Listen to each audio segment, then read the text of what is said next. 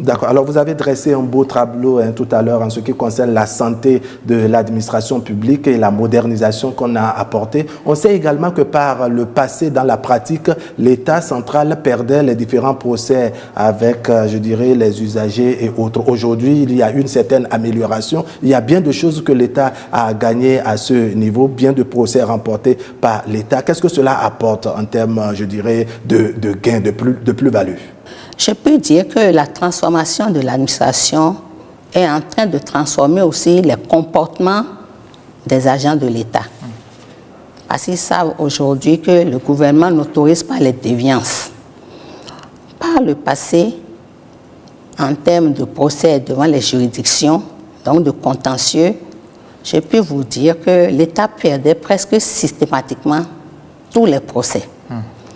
Et de 2016 à 2024, sur 216 procès vidés, 180 ont été gagnés par l'État, soit un taux de 83,33%, ce qui induit une économie au profit du Trésor public estimée à la somme de 8,602,402,922 francs CFA en termes de quantum des prétentions des agents au procès. Et ce n'est pas rien.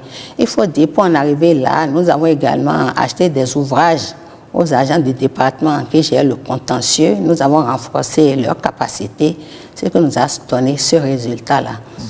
C'est-à-dire que par le passé, cela manquait, c'était une grosse perte pour l'État. Ah oui, systématiquement, les agents n'accordaient pas d'importance à la gestion du contentieux parce que l'État n'a personne. Bon, l'État a de l'argent, donc il faut en donner aux agents de l'État qui vont en procès contre lui. Il y avait une négligence dans ce domaine. Mais depuis 2016, je viens de vous faire l'état des lieux.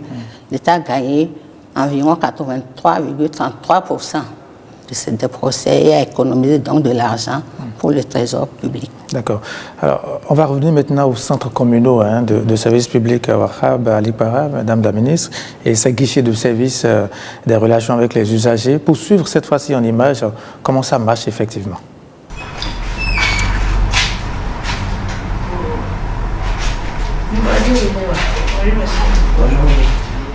Les centres communaux de services publics, un des plus gros défis relevés par le ministère du Travail et de la Fonction publique.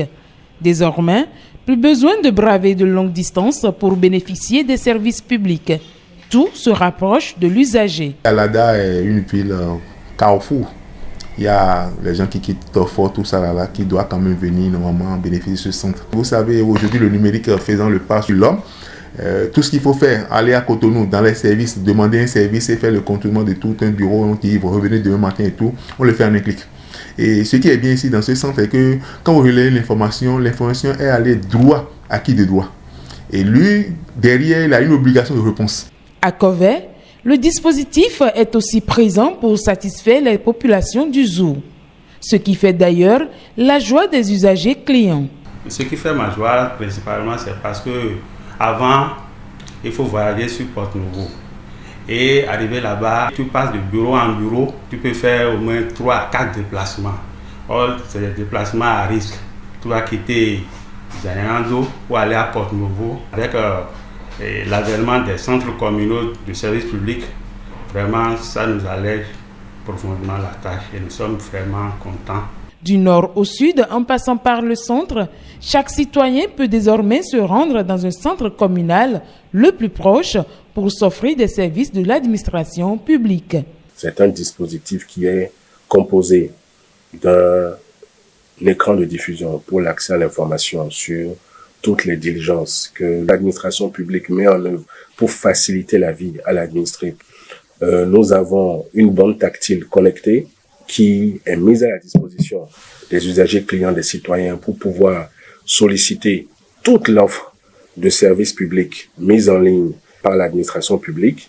Vous avez un point focal titulaire, un point focal suppléant qui se relaie pour accueillir, orienter, assister l'usager. Il faut dire que ce dispositif, pour garantir la continuité de service, repose sur un champ solaire photovoltaïque qui donne à chacun de ces centres communaux de services publics une autonomie complète, indépendamment du site qui l'héberge. Un dispositif fiable qui garantit non seulement une satisfaction absolue à l'usager, mais qui réduit surtout les risques liés à la sécurité routière. Avec une connexion Internet et des centres communaux ouverts au public, l'usager client aujourd'hui ne peut que se sentir roi chez soi. Retour donc en plateau, après avoir suivi cet élément. Alors, Madame la Ministre, quels sont les retours que vous recevez du terrain depuis l'installation de ces différents centres et guichets? La satisfaction totale des usagers. Il y en a même qui disent, désormais nous sommes en France. Je dis non, nous sommes au Bénin. Parce qu'ils ne s'imaginaient pas que de sitôt ils pouvaient disposer de tels services dématérialisés dans leur pays.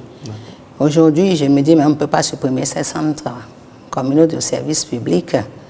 Je peux dire que durant le dernier trimestre de l'année 2023, il y avait 600 visites dans nos 20 centres communaux avec un taux de satisfaction de 75%.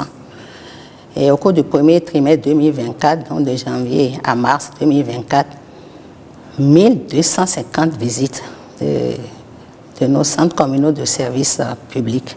Ce qui veut dire que de plus en plus, ces centres sont connus des usagers de l'administration et voilà, qui les fréquentent à leur satisfaction. Et ce que je voudrais dire également, c'est que nous avons effectivement mis les centres communaux de services publics en place et les guichets SRU pour permettre aux agents de l'État de pouvoir télécharger leurs actes de carrière. Mais très tôt, il s'est révélé qu'il n'y a pas que le téléchargement des actes de carrière que peuvent offrir ces centres communaux de services publics et les guichets SRU. Donc, les usagers de l'administration ont commencé par exiger de bénéficier de tous les services qui sont sur le portail national des services publics. Donc, aujourd'hui, ils bénéficient de la totalité des services qui sont sur le portail national des services publics. Il y a un dépassement de fonction. Oui, allez, il y a une certaine proximité, n'est-ce pas? Oui, le paiement des factures, le paiement des factures, en tout cas beaucoup de choses. D'accord. Ibis TV, créé pour inspirer.